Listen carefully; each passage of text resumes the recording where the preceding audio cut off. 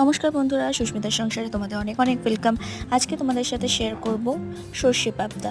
সর্ষে পাবদা বানানোর জন্য প্রথমেই পাবদা মাছ লাগছে। পাবদা মাছগুলোকে ভালো করে পরিষ্কার করে নিয়ে নুন আর হলুদ মাখিয়ে ম্যারিনেট করে রেখে দিতে হবে। এরপর কড়াইতে সর্ষের তেল দিয়ে হালকা আঁচে মাছগুলোকে ভেজে নিতে হবে।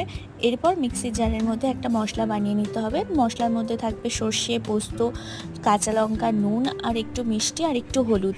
আমি রান্নার আগেই মিক্সির জারের মধ্যেই নুন আর মিষ্টিটা দিয়ে দিয়েছি, তোমরা পরেও দিয়ে দিতে পারো নিজেদের টেস্ট অনুযায়ী। এরপরে মাছ ভেজে রাখা তেলের মধ্যেই আমি একটু কালো জিরে আর কাঁচা লঙ্কা ফোড়ন দিয়েছি। এরপর মিক্সির মধ্যে যে মশলাটা বানিয়ে রেখেছিলাম সেই পেস্টটাকে ঢেলে দিয়েছি।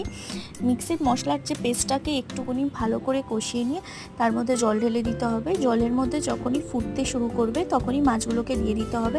মাছগুলো দিয়েও কিছুক্ষণ ফুটিয়ে নিয়ে যখন এরকম একটা কনসিস্টেন্সি চলে আসবে তখন ওর মধ্যে ধনেপাতা দিয়ে নামিয়ে নিতে পারো। গরম ভাতে খুবই ভালো লাগে খেতে, আমাদের তো খুবই ভালো লেগেছে। টেস্ট করে দেখো, তোমাদেরও ভালো লাগবে। আর যদি এইরকম রেসিপি আরও দেখতে চাও আমার চ্যানেলটাকে সাবস্ক্রাইব করবো। টাটা, দেখা হবে নেক্সট কোনো ভিডিওতে।